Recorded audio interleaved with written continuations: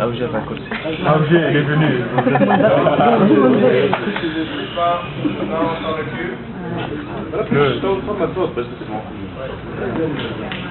Bravo, ok, merci.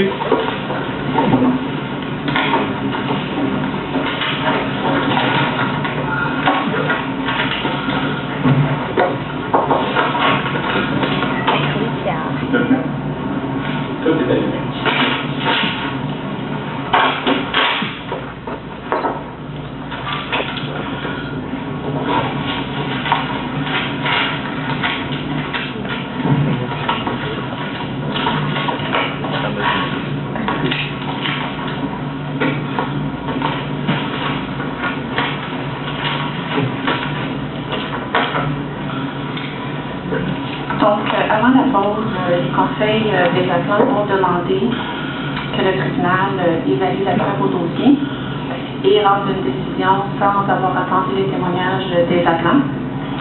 Le ministre, de son côté, a demandé soit que le désistement soit prononcé, le désistement de l'appel soit prononcé, ou bien subsidiairement le rejet de l'appel.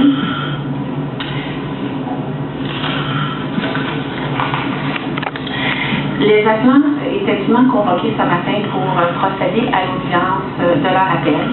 Ils ont choisi de ne pas se présenter ce matin et ils ont donné instruction à leurs avocats, et, comme mentionné, de demander au tribunal de rendre une décision sur la preuve au dossier.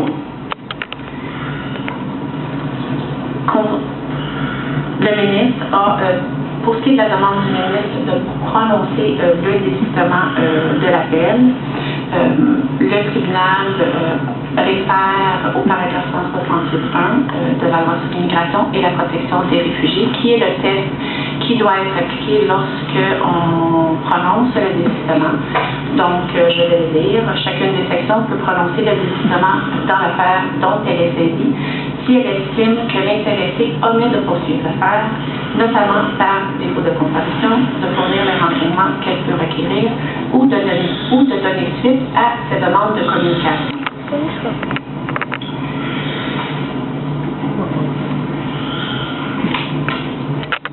En espèce, considérant que les appelants ont donné instruction à leur conseil de poursuivre leur appel sur la base de la preuve au dossier, la décision du tribunal n'est pas de prononcer le désistement, mais plutôt de procéder sur la base de la preuve au dossier. Donc, le tribunal va poursuivre avec cet appel et à cet égard, invitera les parties à faire des soumissions, des représentations, et après quoi le tribunal pourra rendre sa décision. Alors, comme mentionné, évidemment, les appelants ne sont pas présents. Je vais revoir quelques éléments de la procédure là, avant d'entendre, si vous le désirez, faire des soumissions, avant d'entendre vos soumissions. Pour ce qui est des pièces qui ont été déposées, nous avons le cahier d'appel qui comprend 203 pages. Vous avez bien reçu le cahier d'appel de Maître Valois? Oui, nous les avons reçus. Parfait. Quant à votre liste de pièces,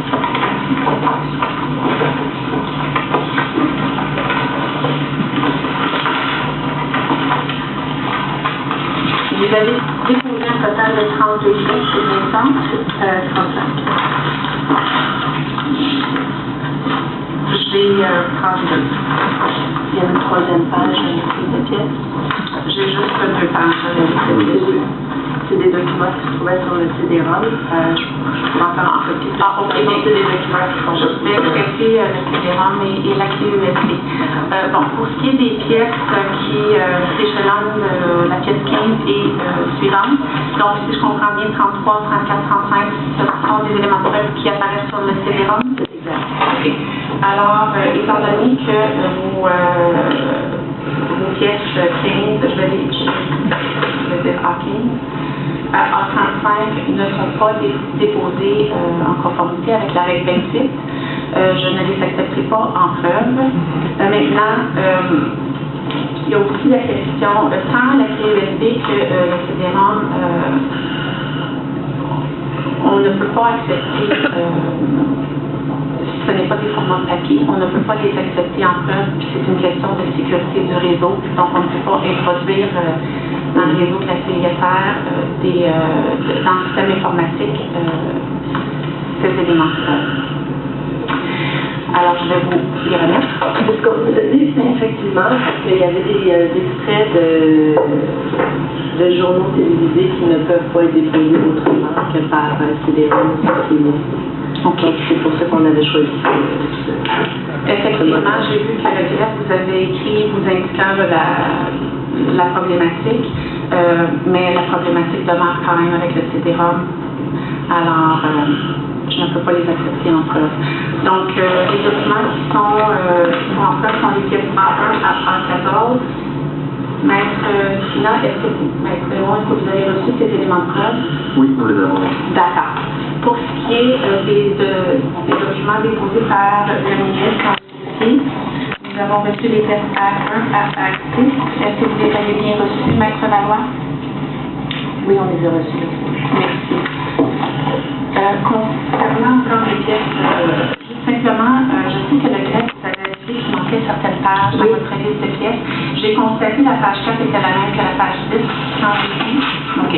Mais il me manque toujours la page 2 et la page 15. Comme nous les avions fait parvenir, je ne sais pas. OK. C'est facile. Je vais regarder. Vous les avez reçus? OK. Donc, je peux quand même vous les faire. La page 15, c'est une page en arabe, donc parfait. Elle a été traduite. OK. Mais la page 2, je peux vous la donner tout de suite. Si vous avez une copie, je peux le faire. Merci.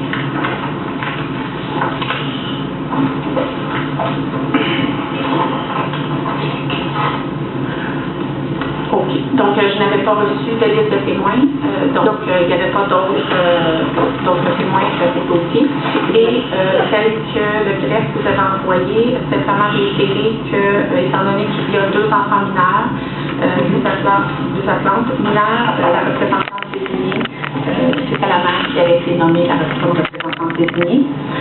Maintenant, avant d'entendre vos solutions, simplement confirmer que je comprends bien que vous ne contestez pas la validité légale de la mesure de renvoi. Vous admettez que les agents n'ont pas été présents au Canada au moins 730 jours sur une période de 5 ans. En l'occurrence, dans ce dossier, la période de référence était du 24 janvier 2006 au 24 janvier 2011. C'est bien ça? C'est exact. OK.